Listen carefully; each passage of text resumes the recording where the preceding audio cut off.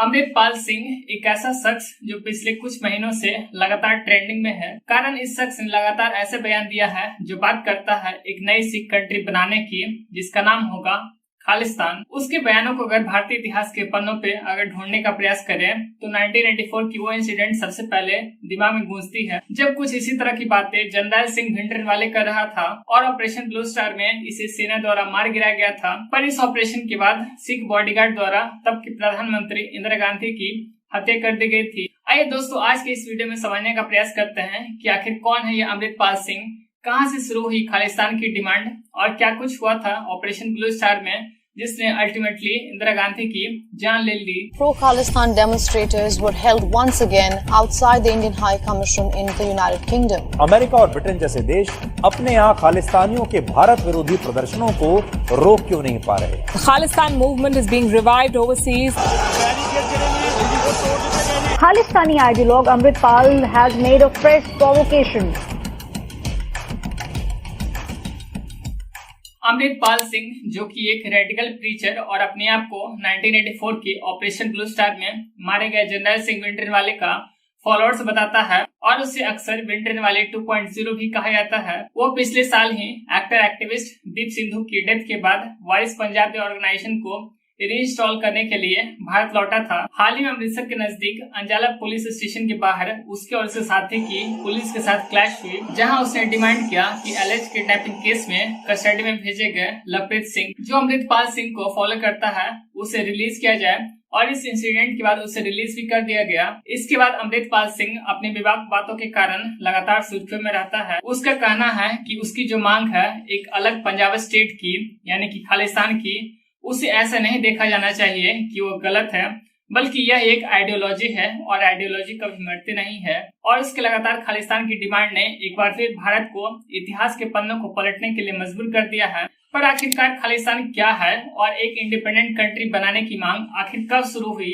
तो दोस्तों, खालिस्तान मूवमेंट एक लड़ाई है एक सेपरेट सॉवरेन सिख स्टेट बनाने की आज के पंजाब डिस्ट्रिक्ट में, जो कि किसी न किसी रूप में सालों से चलता आ रहा है। हालांकि 1984 के ऑपरेशन ब्लू स्टार में और इसके बाद के कुछ सालों में गवर्नमेंट ने जरूर कुछ क्रूशियल स्टेप्स उठाए ताकि इस मूवमेंट को ब्रेक किया जा सके, पर यह मूवमेंट सिख कम्युनिटी के बीच सालों से लगातार सिंपैथी और सपोर्ट गेन करता रहा, स्पेशली कनाडा, यूके और ऑस्ट्रेलिया जैसे देशों में जहाँ सिख की कंसिडरेबल पॉपुलेशन है। पर आखिर इस मूवमेंट की शुरुआत ही कब हुई? तो कई लोग ये मानते हैं कि इस मूवमेंट की शुरुआत 1980s के शुरुआती महीनों में हुई, पर सच तो ये है कि जिस प्रकार ब्रिटिशर्स ने हिंदू एंड मुस्लिम्स को एक दूसरे से अलग रखने के लिए डिवाइड एंड रूल की पॉलिसी अपनाई थी, ठीक इसी तरह भारत में रह रही अदर रिलीजियस कम्युनिटीज को भी वो एक दूसरे से दूर रखना चाहती थी। फॉर एग्जाम्पल सिख, ताकि लोग अपने में ही एक दूसरे को शक के निगाहों से देखें और एक दूसरे के साथ फाइट करते रहें, जिससे लोगों का ध्यान ब्रिटिश राज पर न जाए और वे अपनी पावर को ऐसे ही आगे बढ़ाना जारी रख सके। और फिर इंडिपेंडेंस के समय जब रिलीजियस लाइन पर बेस्ड पार्टीशन हुई तो पंजाब में वर्स्ट कम्युनल वायलेंस देखने को मिला। इस पार्टीशन के कारण एक ही झटके में लाखों लोग रिफ्यूजी बन गए। वेस्टर्न इलाकों में फंसे हिंदू और सिख ईस्ट की ओर चल दिए, तो वहीं मुस्लिम्स ईस्ट से वेस्ट की ओर रुक कर गए। ठीक यही हाल भारत के ईस्टर्न पार्ट में भी देखने को मिला। लाहौर, जो तब के महाराजा रणजीत सिंह के महान सिख साम्राज्य की कैपिटल हुआ करते थी, उसे पार्टीशन के वक्त पाकिस्तान को दे दिया गया, जबकि ज्यादातर सिख भारत में एक छोटे से माइनॉरिटी कम्युनिटी के रूप में रह गए, जिनकी पॉपुलेशन तब केवल 2% थी।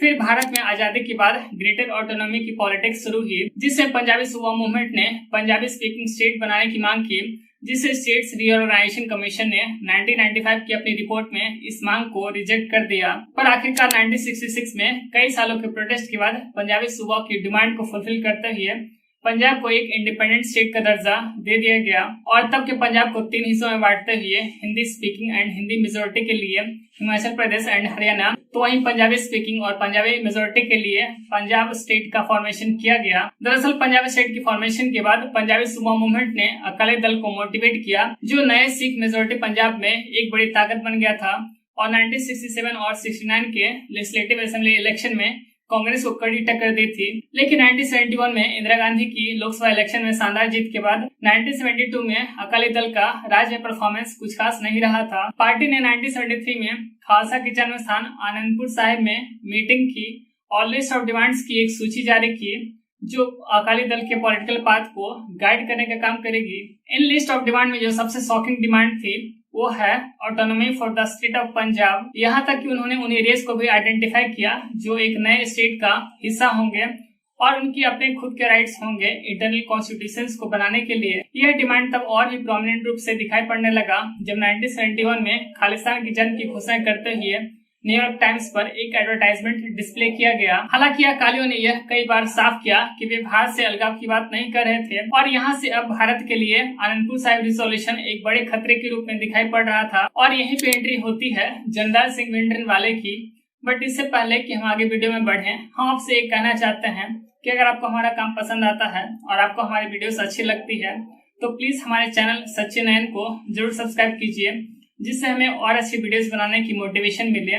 चलिए टॉपिक पे वापस आते हैं। पंजाब में कई लोग ग्रेटर ऑटोनॉमी की मांग से भी ऊपर एक सेपरेट स्टेट बनाने की मांग कर रहे थे और उनमें से एक था जनरल सिंह भिंडरानवाले, जो एक चरिस्मेटिक प्रीचर था जिसने बहुत ही कम समय में खुद को authentic voice of the Sikh के रूप में इस्टेब्लिश। कुछ अकाउंट्स ये क्लेम करते हैं कि कांग्रेस की बेनिफिट्स के लिए अकालियों के खिलाफ खड़े होने के लिए भिंडरानवाले को इंदिरा गांधी के बेटे संजय गांधी ने सहारा दिया था। हालांकि 1980s तक भिंडरानवाले की प्रेजेंस इतनी ज्यादा बढ़ गई थी कि वो सरकार के लिए एक समस्या बनने लगा था। इसने स्टेट की यूथ में, स्पेशली समाज के निचले पायदान के लोगों में एक मैसिव फॉलोइंग बना ली थी और वो और उसके फॉलोअर्स रैपिडली वॉयलेंट होते चले जा रहे थे। 1982 में भिंडरानवाले ने अकाली दल की लीडरशिप के सपोर्ट से एक सिविल डिसोबीडियंस मूवमेंट की शुरुआत की जिसका नाम दिया गया धर्म युद्ध मोर्चा। यह मूवमेंट पहली बार आनंदपुर साहिब रिजोल्यूशन में इंट्रोड्यूस की गई थी, जिसमें सोशल इकोनॉमी पर बेस्ड डिमांड रखी गई, जिसमें स्टेट की रूरल सिख कम्युनिटी की कंसर्न को ध्यान में रखते हुए सोशल इकोनॉमिक मांग को शामिल किया गया था। पर समय के साथ इन मांगों के बैकग्राउंड में रिलीजियस पोलराइजेशन, कम्युनल वायलेंस और हिंदुओं के अगेंस्ट भिंडरानवाले की अपनी कठोर बयानबाजी के बीच इंदिरा गांधी की सरकार ने आंदोलन को सेपरेटिस्ट घोषित कर दिया। 1984 आते आते पंजाब की सिचुएशंस लगातार आउट ऑफ कंट्रोल होती चली जा रही थी और सरकार इस सिचुएशंस को कंट्रोल करने में असमर्थ दिखाई पड़ रही थी। भिंडरानवाले और उसके फॉलोअर्स पुलिस के साथ डेमोन्स्ट्रेशन और क्लैश करते हुए अमृतसर की पवित्र स्वर्ण मंदिर के अंदर जाकर उसे अपना गढ़ बना लिया था। अब भिंडरानवाले अपने साथियों के साथ हथियार इकट्ठे कर सरकार को खुली चुनौती दे रहा था और हिंदुओं के साथ साथ सरकारी अधिकारियों के खिलाफ वायलेंस की घटनाएं आम हो चली थी। भिंडरानवाले अपने साथियों के साथ पिछले 2 सालों से स्वर्ण मंदिर के अंदर जाकर उसे अपना गढ़ बनाया हुआ था। अब तक सरकार ने स्वर्ण मंदिर के अंदर जाकर भिंडरानवाले और उसके साथियों को बाहर निकालने के लिए कोई डायरेक्ट एक्शन लेने से अवॉइड किया था। सरकार चाहती थी कि इस मुद्दे को भिंडरानवाले के साथ बातचीत से सुलझा लिया जाए, पर भिंडरानवाले इसके लिए तैयार नहीं था और लोगों के साथ वायलेंस की घटनाएं लगातार बढ़ती चली जा रही थी। इसके बाद इंडियन आर्मी को मिलिटेंट्स और भिंडरानवाले को स्वर्ण मंदिर से बाहर निकालने की परमिशन दे दी जाती है। इसी के साथ ही सेना का शुरू होता है ऑपरेशन ब्लू स्टार 1 जून 1984 को। शुरुआत में सरकार ये अंदाजा नहीं लगा पाई थी कि स्वर्ण मंदिर में भिंडरानवाले के कितने फॉलोअर्स हैं और उसके पास कितने वेपन्स हैं, पर इस ऑपरेशन के शुरू होने के साथ ही धीरे धीरे यह समझ आने लगा था कि उसके पास हैवी लोडेड वेपन्स हैं। देखते ही देखते सेना और मिलिटेंट्स के बीच इंटेंस वायलेंस देखने को मिला, जिस वजह से सेना का ऑपरेशन काफी लंबे समय तक चला। हालांकि सेना द्वारा सक्सेसफुली भिंडरानवाले को मार गिराया गया और स्वर्ण मंदिर को उसके फॉलोअर्स से खाली करा लिया गया, पर सेना के ऑपरेशन से सिख धर्म के सबसे पवित्र स्थल को काफी नुकसान पहुंचा, जिस वजह से दुनिया भर के सिख लोगों को काफी ठेस पहुंची। इसके साथ ही गवर्नमेंट डेटा के अकॉर्डिंग 83 इंडियन सोल्जर्स इस ऑपरेशन में शहीद हो गए, 249 सोल्जर्स इसमें इंजर्ड हुए और 493 मिलिटेंट्स एंड सिविलियंस इस ऑपरेशन में मारे गए। पर कुछ सोर्सेस इस ऑपरेशन में हुई कैजुअलिटीज की संख्या 3000 से भी अधिक बताते हैं। इस ऑपरेशन के बाद खालिस्तान की मांग और तेज होने लगी। 31 अक्टूबर 1984 को तब की प्रधानमंत्री इंदिरा गांधी की 2 सिख बॉडीगार्ड द्वारा हत्या कर दी गई। इस इंसिडेंट ने पार्टीशन के बाद हुई सबसे खराब कम्युनल राइट्स को जन्म देने का काम किया। इंदिरा गांधी की हुई हत्या ने हिंदुओं के बीच सिखों के लिए नफरत पैदा कर दी थी और वे सिखों को खत्म कर देना चाहते थे। कुछ एस्टिमेट के अकॉर्डिंग सड़कों पर हुई एंटी सिख राइट्स में 8000 से भी अधिक सिखों को मार दिया गया। 1 साल बाद कनाडा में मौजूद सिख नेशनलिस्ट ने एयर इंडिया फ्लाइट को गिरा दिया, जिसमें 329 लोग मारे गए। उनके द्वारा यह दावा किया गया कि यह हमला भिंडरानवाले की हत्या का बदला लेने के लिए था। इन सालों में पंजाब ने सबसे खराब वायलेंस देखी, जो 1995 तक चली। एक लंबी इंसर्जेंसी का हब बन गया। इन वायलेंस को एलिजेडली पाकिस्तान द्वारा अपने नेबरिंग कंट्री में इंटरनल डिस्टर्बेंस क्रिएट करने के लिए सपोर्ट दिया गया था। दरअसल 1971 के वार में भारत ने जिस प्रकार आगे बढ़कर बांग्लादेश को पाकिस्तान से आजादी दिलवाई थी, उसका मलाल पाकिस्तान को आज भी है और वो मानता है कि वो इसका बदला खालिस्तान को भारत से अलग करके लेगा। और यह बात खालिस्तान के नक्शे को देखकर आसानी से समझा जा सकता है। इस नक्शे में केवल भारत के पंजाब स्टेट को ही दर्शाया जाता है, पर खालिस्तान क्योंकि सिखों की बात करता है,